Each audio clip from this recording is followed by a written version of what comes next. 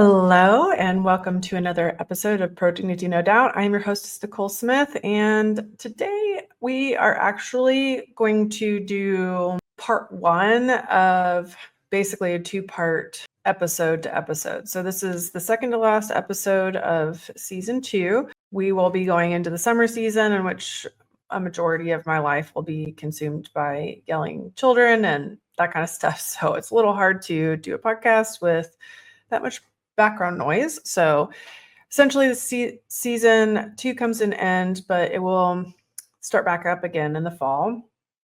And this particular episode is intended to be designed to work in conjunction with the last topic we're going to discuss for this particular season. And so today we're going to actually dive into something foundational and something that I believe that needs to be said very, very, very, very clearly. Very, very compassionately, in a way that brings clarity to a conversation that's too often filled with heat and not enough light, because that's the reality that we live in this culture. That I think that there's a needed, very necessary evolution about how we think about, how we speak about, and how we advocate for human life, human DNA, from the moment that a unique DNA exists to the point at which unique DNA doesn't exist anymore. And it's a framework that's actually kind of based around the title of this podcast, which should not be very surprising. And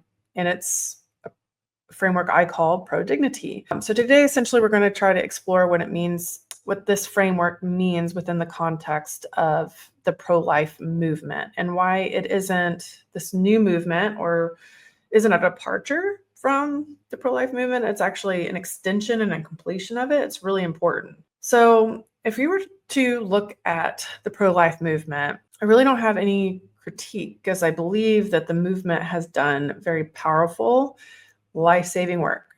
And it's raised awareness. It stood courageously for the unborn when the culture hasn't really supported that, and it's supported women in crisis. It's built a lasting legacy. But I think that because it is laser focused on life between conception at birth, the movement has unintentionally been perceived as absent from the broader discussion around human dignity. And I think it's not surprising, because we often hear this critique slung. It's, you don't really care about the baby once it's born.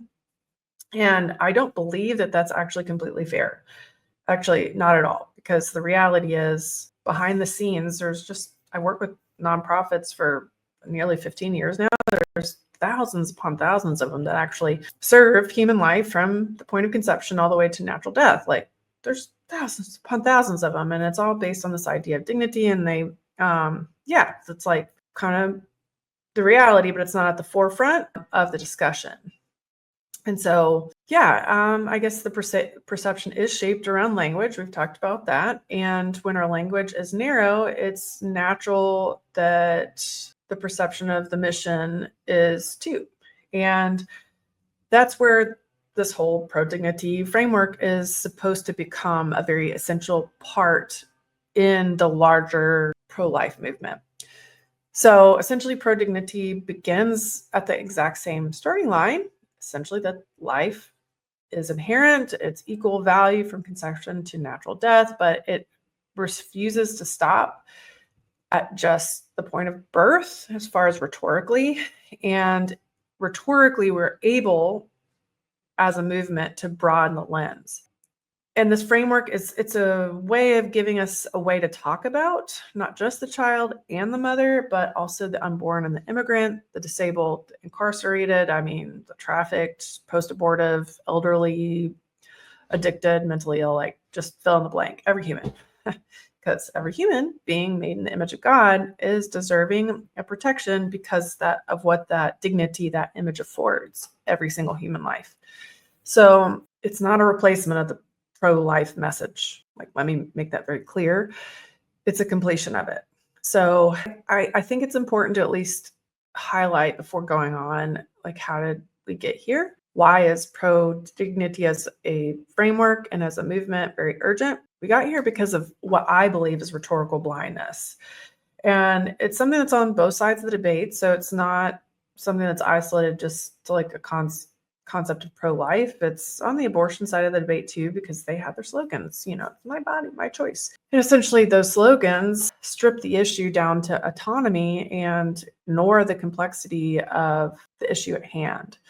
But the pro-life side does it as well. And they've really relied heavily on those slogans. And there's not necessarily a bad thing because it's a rallying call to choose life, or life begins at conception, and these are true, but they have a tendency to be replaced with real engagement because it doesn't invite people to expand on what it means to protect life after birth because of that narrow focus. Again, not a bad thing. It's needed, but it tends to, because we've been chanting these slogans, it becomes an echo chamber. And I don't know, everyone could probably look around at the general culture at large now, and it seems like there's the younger generation is really deeply desperate for depth. We need more than a slogan. They're looking for more than a slogan. They're looking for substance. And again, not that a slogan doesn't have its place, but our younger generation isn't just satisfied with the shallow waters. And this is really, really exciting, honestly. And we're wanting this pro-dignity framework to answer that call for depth, because they want to wrestle with the hard questions that I think the previous generations just sort of took for granted, to the point in which all they could do is just chant, right? And they want something real, this new generation. And that's exactly what we're trying to offer as the pro-dignity framework, and a space to ask the deeper, harder, more transformative questions, like what is a person? Which I know we're focused on, what is a woman? But honestly, foundationally, like what is a person? That also is a very important question, because that's been largely put into question through the push of abortion and that kind of stuff. So, but where does dignity come from? Where is it derived? Can we earn it? Can it be lost? What are the dangers of having it be capable of being earned or lost? What happens to society if they define worth based on productivity or convenience? So like really, really hard questions. These are the waters that are worth wading into. This is the ocean of moral clarity and spiritual truth, where transformation begins. And it begins with questions, and questions that are willingly asked and answered and thought through. And this framework we're talking about, the pro-dignity framework, it also allows us to enter into rhetorical rhetoric spaces that pro-life is kind of shut down. And again, it's not that they don't mean, and not that they're actually not trying to extend beyond. I've actually noticed that in the pro-life things that I see, they're trying to extend that beyond the womb. And I think that there is a need for a laser focused movement with laser focused like words, but we're intended to extend beyond, almost like a partner, so that when someone says, you don't care about the mother, we now say, actually, yeah, we do. And here's not how we care for them, but why it matters deeply that we do as a culture. And it's also not a partisan argument. It's become such a partisan thing, fist shaking, and because again, it's the echo chamber on both sides, and it's a life, and no, it's not. And they're kind of like just hitting into a brick wall. And as a movement, we're wanting to sort of alleviate that stalemate we've sort of put ourselves into as a culture. And I get it. Actually, this may feel like a critique, and there might be a feeling of tension around with someone that is in the pro-life space. But hear me, this is not a critique. Let me reinforce it 1,000 times over. It's not a critique of the pro-life work. It's, like I said, it's an invitation for us to build upon it. It's an invitation for us to partner with. Yeah, I mean, again, like there must be a laser movement that is laser focused on the unborn.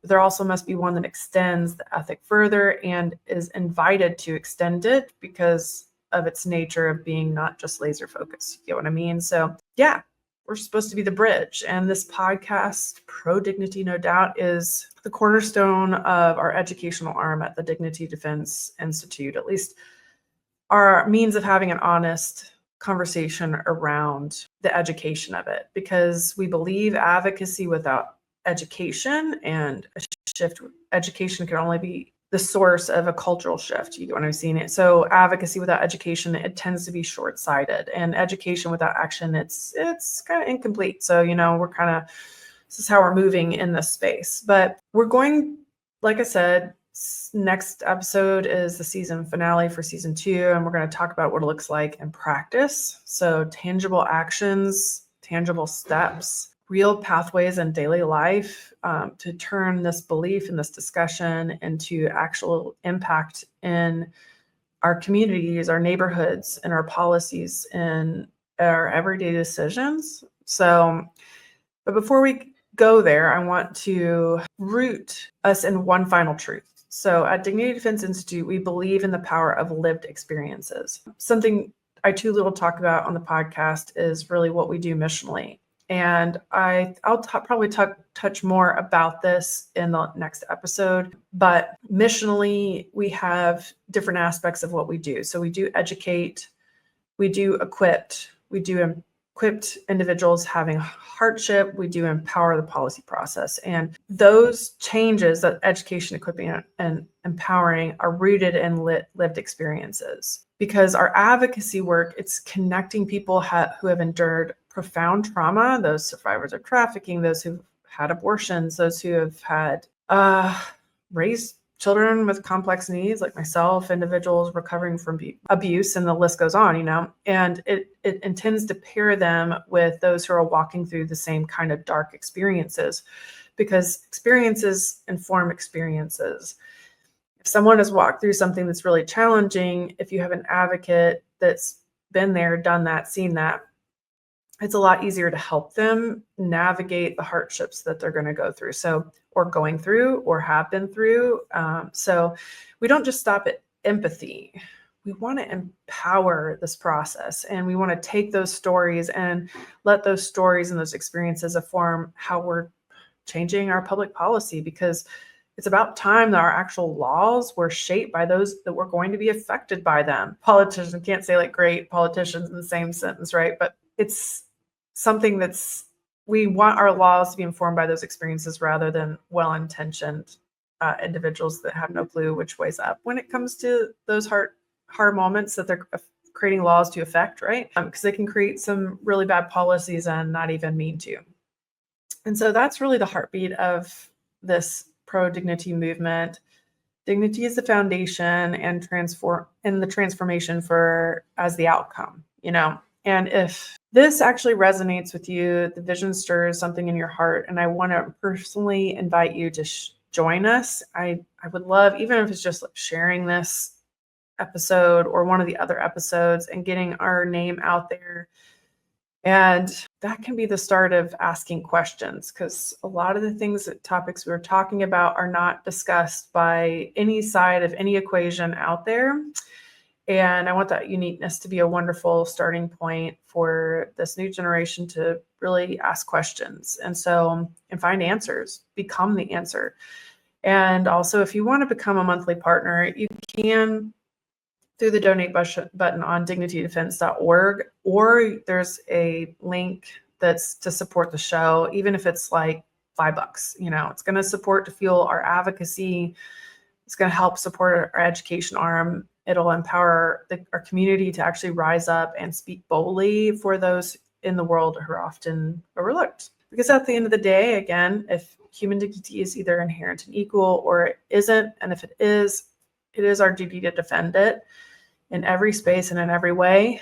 So, pro dignity, no doubt. Thanks again for listening, and we'll see you next time. Thanks.